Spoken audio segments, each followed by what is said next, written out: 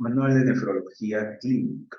En el capítulo 1 vemos introducción a la nefrología, las bases anatomofisiológicas, función del riñón, bases anatomofisiológicas, función de las distintas partes de la nefrona, del glomérulo, tubo contorneado proximal, asa de Henle, mácula densa, tubo contorneado distal, tubo colector, la circulación renal, funciones hormonales, funciones metabólicas y la semiología.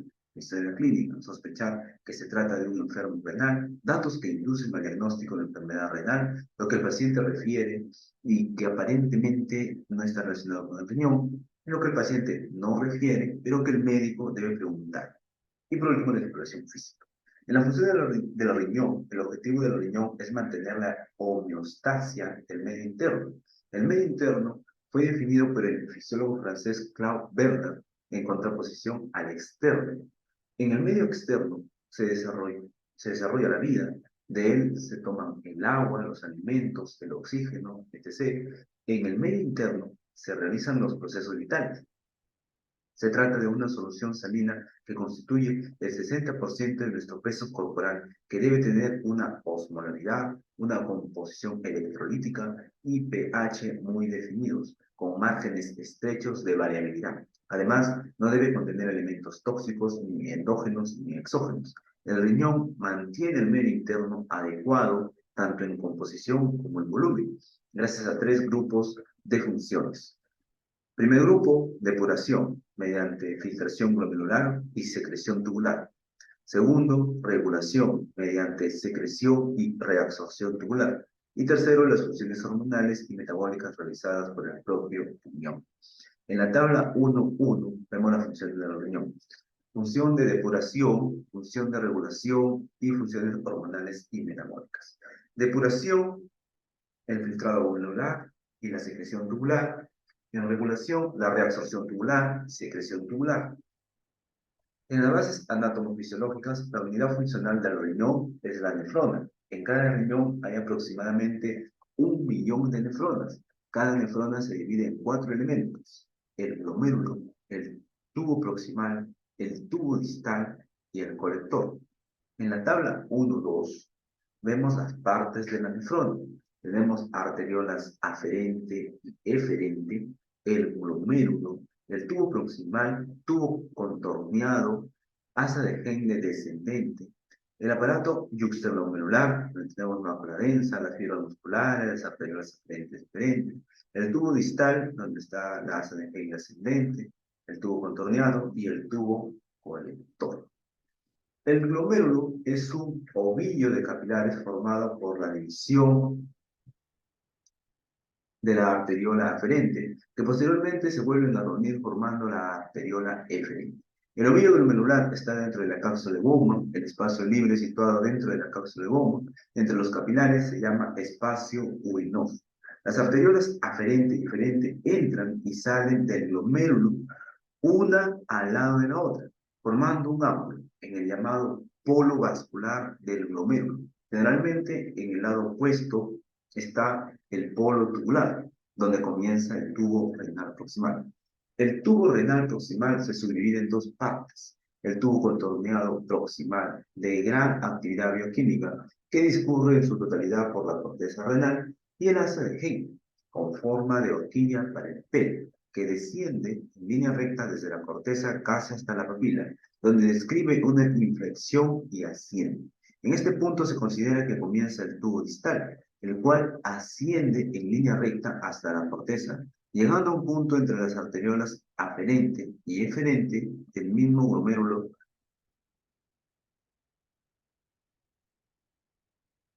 que origina el tubo. La parte descendente del asa de Henle tiene las paredes delgadas y no presenta casi actividad bioquímica. La parte ascendente es gruesa, con gran actividad, en este punto final del asa de Henle, entre las arteriolas. El tubo distal adopta una forma muy característica, la mácula densa, llamada así porque los núcleos de las células tubulares son muy evidentes y dan una imagen de gran densidad. Después continúa por el tubo contorneado distal. Todo él discurre por la corteza para dirigirse finalmente a la médula renal y transformarse en el tubo colector. Varios tubos colectores se van uniendo hasta terminar en la papila renal, y drenar la orina en los cálices. También debe considerarse el aparato interglomerular, que está formado por el conjunto de arteriola aferente y eferente y la mácula densa, ya que es un punto clave donde seguramente se regula el balance glomérulo-tubular. También debe recordarse la circulación renal. La sangre llega al riñón por la arteria renal, que nace de la aorta y se subdivide después en las arterias interlobales, arqueadas e interlobulares. De esta emerge la arteriola aferente, que tal como hemos dicho, forma el ovillo capilar glomerular. Estos capilares se reúnen en la arteriola eferente, que continúa alrededor de los tubos contorneados formando la red peritubular. Desde el punto de vista macroscópico, el riñón puede dividirse en dos grandes áreas, la corteza renal y la médula renal. La corteza contiene los glomérulos, los tubos contorneados proximal y distales, y las arterias interlobulares y peritubulares. La médula contiene las asas de Henle, los tubos colectores y la base recta. La corteza tiene toda ella una osmolaridad semejante al de la sangre, unos 280 milímetros por litro. En cambio, la médula presenta una osmolaridad que se incrementa progresivamente, desde su unión con la corteza hasta la papila, pasando de los 280 milímetros por litro de la corteza a los 1200 de la papila. La función de las distintas partes de la nefrona. El glomérulo. La función del glomérulo es crear la orina primitiva, sobre la cual actuarán las distintas partes del túbulo para obtener la orina final, cuya composición debe ser la adecuada para mantener la homeostasia del medio interno. La orina primitiva se crea en el glomérulo por ultrafiltración de la sangre a su paso por el capilar glomerular. Recordando la estructura del glomérulo, vemos que éste está formado por capilares flotando en el espacio urinoso. El movimiento del agua y los solventes en estos capilares, como los de todo el cuerpo, siguen las leyes de Starling. La fuerza que favorece la ultrafiltración desde la sangre hacia el espacio urinoso es la presión arterial en el capilar. Otra fuerza se opone, la presión oncótica de la sangre en general consecuencia de la concentración de albúmina y la presión dentro de la cápsula de Bowman o espacio urinoso.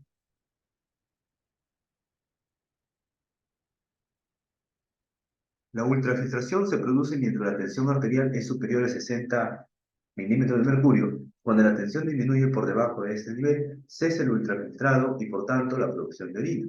Se considera que el volumen de orina producido por minuto es de unos 100 mililitros por minuto. Por tanto, al día se producen unos 150 litros de orina primitiva. Como es natural, el organismo no podría eliminar ese volumen, muy superior al peso corporal de una persona. Además, esta orina primitiva contiene unos 100 miligramos por decilitro de glucosa, que serían unos 150 gramos al día. Asimismo, igualmente al día se filtraría más de 1 kilo de sal de cloruro sódico para evitar la pérdida de estos elementos imprescindibles para la vida y para ajustar su eliminación con gran exactitud a las necesidades diarias del organismo, debe actuar los túbulos renales. Túbulo contorneado proximal. El tubo contorneado proximal desempeña una misión vital, pero en cierto modo relativamente grosera. Reabsorbe entre el 50 y el 100% de algunas sustancias filtradas, entre ellas el 100% de la glucosa y más o menos el 50% del agua y la sangre. Un aspecto interesante que debe considerarse es que la reabsorción de estas sustancias se realiza mediante mecanismos con y sin gasto de energías, por lo que es lo mismo unas veces contra gradiente y otras a favor del gradiente. Así, por ejemplo, la reabsorción del agua y el cloruro sódico comienza con la reabsorción del sodio. Para algunos autores del cloro, en contra del gradiente, gastando energía, pero una vez que el sodio está fuera de la luz tubular, se crea un desequilibrio iónico que atrae el cloro hacia el sodio.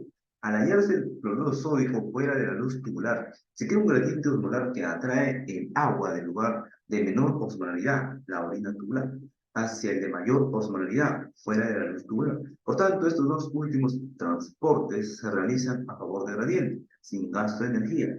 Otras sustancias como la glucosa necesitan un transportador, pero si ese transportador está limitado a su disponibilidad, el transporte tiene un límite o transporte tubular máximo. Por ello, en la hiperglucemia no aparece glucosa en la orina hasta que no se ha sobrepasado un límite, en general por encima de los 180 miligramos por decilitro, momento en el cual se empieza a saturar el transportador. El asa de Henle. La función del asa de Henle es crear la estratificación osmolar de la médula renal, que recordemos es de 280 milimol por litro en el lado de la corteza y de 1200 en la papila renal. Esta estratificación sirve para la absorción del agua. En la rama ascendente del asa de Henle, la parte gruesa es gruesa precisamente porque tiene actividad metabólica, que consiste en transportar cloruro sódico desde la orina de la luz tubular al intersticio medular, aumentando su osmolaridad. Esto determina que el agua de la orina de la rama descendente del asa de Henle, que es delgada y ofrece poca resistencia, pasa el intersticio sin gasto de energía, ya que lo hace a favor del gradiente. De esta forma se puede llegar a lograr una orina con una osmolaridad muy cercana a los 1200 milimol por litro. La mácula densa, sus células, reconocen el volumen y composición de la orina que sale de la Henle y transmiten esta información al glomérulo para que éste modifique el volumen de orina producido. El tubo contorneado distal, a este llega una orina muy reducida en volumen y muy modificada en composición, pero es necesario ajustar de manera muy exacta la pérdida de estos elementos, fundamentalmente agua, sales e hidrógeno. Eso se realiza por mecanismos muy complejos de retroalimentación. Así, por ejemplo, si la mácula densa, o más concretamente el aparato yuxtaglomerular, detecta que falta sodio en el organismo, produce una mayor cantidad de renina.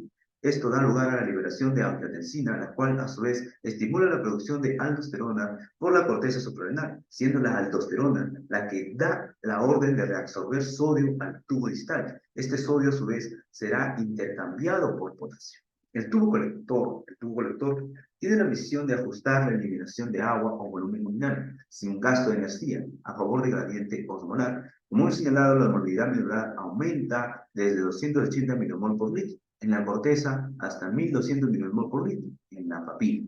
El tubo colector atraviesa la médula, de manera que la tonalidad de la orina al comienzo del mismo, es decir, a la altura de la corteza, nunca es superior a 280 milimol por litro. Esto determina que durante el resto del recorrido y según profundiza en la médula, exista un gradiente muy importante entre la orina del colector y la médula. La pared del tubo, que es muy fina, es sensible a la hormona antidiurética, la ADH, de tal forma que esta permeabiliza la pared al agua y permite que pase el lugar de menor presión osmótica, de la luz del colector a la médula. De esta forma se reduce el volumen de orina y se incrementa la osmolaridad, que puede llegar hasta cerca de 1200 milimol por litro. Debe recordarse que la ADH se produce en el hipotálamo y se almacena en la hipófisis. Si en el organismo falta agua, aumentan las concentraciones de solutos y, por tanto, la osmolaridad de la sangre. La hipófisis reconoce este hecho y libera ADH, que llega al riñón, al colector, y lo permeabiliza. De ese modo, el riñón ahorra agua y se restablece la hidratación y la osmolaridad del medio interno. En el caso de la circulación renal, la circulación del riñón es muy peculiar y tiene un sistema de autorregulación por el cual el volumen de sangre que irriga los riñones, su presión de perfusión y en consecuencia la presión de filtración y el filtrado glomerular son bastante independientes de la presión sistémica. Como hemos dicho anteriormente, el punto clave de la circulación renal es el capilar glomerular, pero debemos recordar que el glomérulo y el capilar glomerular comienzan en la arteriola aferente y terminan en la eferente. Cada una de estas arteriolas puede disminuir o aumentar su volumen vascular dependiendo de la contracción o relajación de su musculatura. Si aumenta el volumen de sangre, la presión arterial aumentaría el flujo sanguíneo y el filtrado glomerular. Para evitarlo, se contraen las arteriolas aferentes, con lo cual disminuyen tanto el flujo sanguíneo como la presión capilar en el glomérulo. Por el contrario, si disminuyen el volumen sanguíneo y la presión de perfusión, se dilata la arteriola aferente y se contrae la eferente. Y de esta manera se mantiene el flujo y la presión adecuada para obtener un filtrado apropiado. En las funciones hormonales, como ya hemos citado al principio, la función del riñón es mantener la homeostasia del medio interno, por lo cual, además de ser depurarlo y regularlo, debe contribuir a su oxigenación y al mantenimiento de la presión de perfusión de la sangre que lo irriga. Así el riñón, mediante la producción de hormonas, desempeña un papel muy importante en la regulación de la tensión arterial, para lo cual dispone de un sistema presor y un sistema dilatador. El sistema presor está constituido por la renina, angiotensina y aldosterona, y la renina se produce en el aparato yuxtaglomerular, actúa sobre un sustrato, el angiotensinógeno, y produce un decapéptido, la angiotensina 1, que posteriormente la enzima de conversión de la angiotensina convierte en un octapéptido denominado angiotensina 2. La angiotensina 2 es el elemento activo que, por un lado, produce vasoconstricción y consecuentemente aumento de la resistencia periférica y de la tensión arterial. Y por otro lado, estimula la producción de aldosterona en la corteza suprarrenal, lo cual provoca la reabsorción del sodio en el tubo distal y el aumento del volumen sanguíneo. Las prostaglandinas se producen en la médula renal y tienen dos funciones opuestas al sistema descrito en el párrafo anterior. Por un lado, son vasodilatadoras y por otro, diuréticas. La eritropoyetina, también producida en la médula renal, tiene la función de asegurar que la cantidad de oxígeno en los tejidos sea correcta. El riñón es sensible a la tensión de oxígeno en la sangre, lo perfunde. Si esta disminuye, se produce eritropoyetina, la cual estimula la producción de hemátides en la médula ósea, aumentando así los receptores de oxígeno. Las funciones metabólicas. Dentro de la homeostasia del medio interno existen otros problemas como la concentración de calcio y fósforo en la sangre o la concentración de glucosa, en los que también interviene el riñón. La vitamina D es ingerida con los alimentos o se produce en nuestro organismo como consecuencia de la acción de la luz solar. Sin embargo, esta vitamina es inactiva para la obtención de la forma activa. Debe pasar por el hígado donde se convierte en 25-OH-BID3, también inactiva hasta que no es hidroxilada por segunda vez en el riñón, dando lugar a dos productos, la 1,25-dihidroxibid-3 y la 24,25-dihidroxibid-3. El primer elemento, la 1,25, estimula la reabsorción de calcio en el intestino, aumenta la calcemia y consigue un balance positivo de calcio. El riñón interviene asimismo en el catabolismo de la insulina, de manera que cuando se produce insuficiencia renal, disminuye la destrucción de insulina y el paciente puede presentar hiperinsulinemia, o bien, si es diabético, puede disminuir sus necesidades de insulina. En la semiología es el estudio de los datos, síntomas y signos que presenta un paciente y que nos puede ayudar en el diagnóstico. Si consideramos de manera global todos los datos que podemos obtener de un paciente, desde la historia clínica hasta la biopsia, pasando por los análisis y las exploraciones radiológicas, todos ellos se podrían agrupar en los siguientes apartados. Tabla 1.5. Semiología, niveles. Sospecha de enfermedad renal. Confirmación de la enfermedad renal, cuantificar la actividad de la enfermedad renal, cuantificar la función renal, repercusión sobre el organismo, etiología o diagnóstico de la enfermedad. Primero, los que nos ayudan a sospechar lo que se trata de un paciente renal, lo que nos confirma dicha sospecha, los que cuantifican la actividad de la enfermedad renal, los que cuantifican la repercusión sobre la función renal, los que cuantifican la repercusión sobre el organismo de la alteración renal, y los que intentan un diagnóstico etiológico o nosológico. Cuando se comienza el estudio de un enfermo con una posible patología renal, para llegar a un diagnóstico lo más exacto posible, debe seguirse el orden señalado en el párrafo anterior. El diagnóstico no solo debe ser etiológico, sino también de situación, lo que nos permitirá la instauración de un plan terapéutico lo más eficaz posible para el paciente.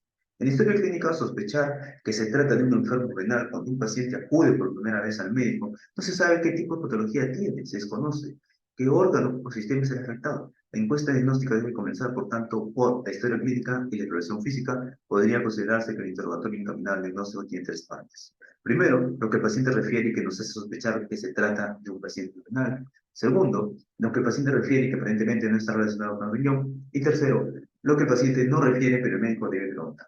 Datos que inducen al diagnóstico de enfermedad renal. Tenemos los cambios en el aspecto de la orina, son uno de los síntomas que más preocupan al paciente y que más frecuentemente llegan a consultar al médico, fundamentalmente si presenta hematuria. La hematuria suele ser descrita como coñac o bebidas de cola. Recordemos que el aspecto de la orina normal es de color amarillo, más o menos intenso, transparente, sin nada flotando o enturbiándola y sin sedimento. Cuando el paciente refiere claramente hematuria, debemos intentar diferenciar la hematuria urológica de la nefrológica, es decir, la hematuria procedente de las vías de la hematuria procedente del parénquima renal. Si en la orina aparecen coágulos o si la hematuria no es constante, es decir, si se observa una micción o no en la siguiente, podemos decir que se trata de una hematuria urológica. La explicación es sencilla. La hematuria urológica procede habitualmente de la rotura de un vaso más o menos grande, aunque en general pequeño en las vías, pero el volumen de sangre es lo suficientemente grande para producir coágulos. Si la hematuria procede de un vaso, este se puede abrir y cerrar intermitentemente, y que determina que la hematuria desaparezca. Por otro lado, la hematuria debido a una enfermedad nefrológica es consecuencia de la inflamación del parénquima, de la lesión de pequeñas nefronas, y por tanto no aparece y desaparece, sino que dura varios días. En este tipo de hematuria tampoco pueden formarse coágulos, ya que la sangre procedente de miles de nefronas se mezcla inmediatamente con la orina y no da lugar a coágulos. No se debe confundir la hematuria con la orina rojiza, característica de algunas situaciones en las que aparecen otros pigmentos. De esas situaciones, las más frecuentes son las siguientes: la ingesta de algunos medicamentos o alimentos, como la remolacha, la existencia de ictericia y coluria, que daba un color amarillento rojizo a la orina, o existencia de una porfiria, dado que la porfirina también da un color rojizo a la orina. Y otro lado que suele alterar a los pacientes es la turbiedad de la orina. En estos casos, la orina suele describirse como blanco amarillenta, turbia y frecuentemente con filamentos o puntos flotantes. En general, esto indica una infección urinaria. Los puntos pueden ser conglomerados de leucocitos y los filamentos mocos secretados por el urotelio. La primera micción de la mañana, si es alcalina, puede ser turbio por el depósito de fosfatos. El ritmo de la orina o de las misiones también suele advertir a los pacientes de un problema renal. Normalmente las personas orinan al acostarse, al levantarse y unas 3 a 5 veces más. Y en cualquier caso, se puede estar sin orinar el tiempo normal de una sesión de cine, una clase o una conferencia. Si se orina con más frecuencia, debemos sospechar un problema urológico de la vejiga, que sea infección, tumor, litiasis. Poliuria, aumento del volumen urinario a lo largo del día, en general a consecuencia de una insuficiencia renal alarmada, aunque a veces debido a causas como hipófisis, etc. Convendría recordar en este punto la denominación de los distintos ritmos de diuresis: anuria, que es ausencia de orina; oligoanuria, disminución intensa de la cantidad de orina, menos de 400 mililitros por día; poliuria, aumenta el volumen de orina; polaquiuria, aumenta la frecuencia de las emisiones; necturia, necesidad de orinar durante la noche; enuresis, pérdida involuntaria de orina durante el sueño; disuria, dolor al orinar de urgencia; necesidad de orinar inmediatamente después de notar que se debe realizar una emisión. El dolor renal también orienta al paciente y al médico hacia la existencia de una enfermedad renal. Existen dos tipos de dolores renales: el cólico renal y la lumbalgia. El cólico renal es un dolor fuerte, intenso, de víscera hueca, que aumenta y disminuye en intensidad y que obliga al paciente a moverse continuamente sin que pueda permanecer tranquilo en la cama. Generalmente el cólico renal sigue el trayecto de la vía renal. Puede empezar en el riñón, en la zona lumbar, y descender a continuación por el trayecto ureteral hasta el hipogastrio, pudiendo incluso llegar al testículo o a la raíz del muslo. Es uno de los dolores más intensos que se pueden observar en medicina. En general es causado por un problema urológico.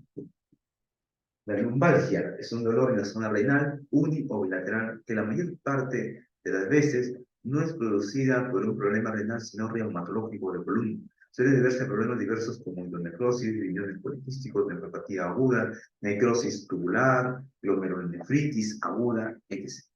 Existe un tipo de dolor renal distinto a los dos que hemos descrito. Se trata de un dolor sobre el punto ureteral alto, en el cuadrante superior del abdomen, y suele deberse a un problema de pelvis. Lo que el paciente refiere y que aparentemente no está relacionado con el riñón. La enfermedad renal repercute en el resto del organismo, fundamentalmente como consecuencia del uremia, pero también de otras alteraciones como la hipertensión arterial, su repercusión sobre el aparato cardiovascular o los edemas del síndrome nefrótico. Por consiguiente, el paciente refiere síntomas y molestias que inicialmente pueden parecer más el reflejo de una enfermedad digestiva o cardiológica que renal. Dentro de la sintomatología producida por la uremia, el aparato digestivo será afectado con más frecuencia, apareciendo náuseas y vómitos, especialmente por la mañana al desayuno. Si las náuseas son muy frecuentes, se resiente la nutrición y el paciente pierde peso, dado que simultáneamente suele producirse anemia debido a la insuficiencia renal. El cuadro clínico del paciente se asemeja al de una maligna en el estómago. Desde el punto de vista cardiovascular, el paciente que sufre de insuficiencia renal puede presentar síntomas propios de la insuficiencia cardíaca, hipotensismo, edema, o de encefalopatía hipertensiva, cefaleas y disminución de la visión. Además, puede presentar otros síntomas de carácter general, como prurito generalizado, calambres, astenia, insomnio, etc. Lo que el paciente no refiere, pero que el médico debe preguntar.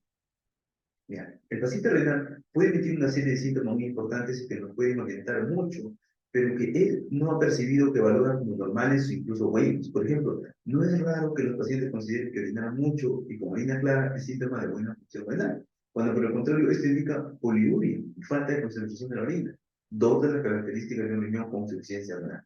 Por esta razón, siempre debe preguntarse por el volumen de orina, dato que muchas veces los pacientes conocen, en cuyo caso preguntaremos por la existencia de dituria, También debe preguntarse si la orina es clara de forma permanente, o si por el contrario, como sería normal, es una vez es clara, otra vez es amarillo. En la exploración física, como en cualquier otro paciente, en el paciente renal, la exploración física debe ser completa. En este capítulo insistiremos en lo que es propio de un enfermo renal. Cuando el paciente entre en la consulta, debemos observar si camina bien o si tiene algún problema al hacerlo, ya que esto puede indicar una enfermedad reumatológica que afecta al riñón o una osteodistrofia secundaria de insuficiencia renal.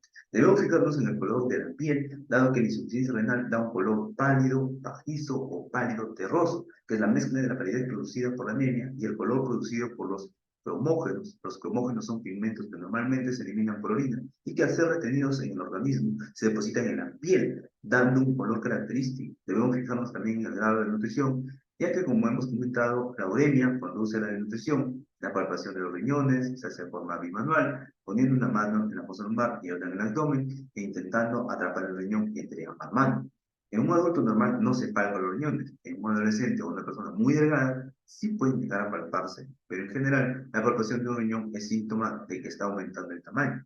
Los riñones poliquísticos se palpan habitualmente con mucha facilidad, pero a veces estos riñones son tan grandes, pueden extenderse desde el diafragma hasta la pelvis ósea, y los quistes resaltando que se pueden tomar por una gran tumoración abdominal o la siembra peritoneal del tumor. Los síntomas cardiovasculares consisten en alteraciones del fondo de ojo, posible ocultación de roce pericárdico o edema de pulmón, y no infrecuentemente aparición de edema por insuficiencia cardíaca. En ese sentido, debemos distinguir los edemas renales de los cardíacos por los hepáticos, lo cual resulta en general muy sencillo, ya que los renales incluyen prácticamente siempre el edema del párpado, fundamentalmente del párpado superior. En pacientes hipertensos no debe olvidarse intentar la explotación de un soplo abdominal en la línea media, síntoma de estenosis vasculorenal, y comprobar que estén presentes los pulsos periféricos en las piernas.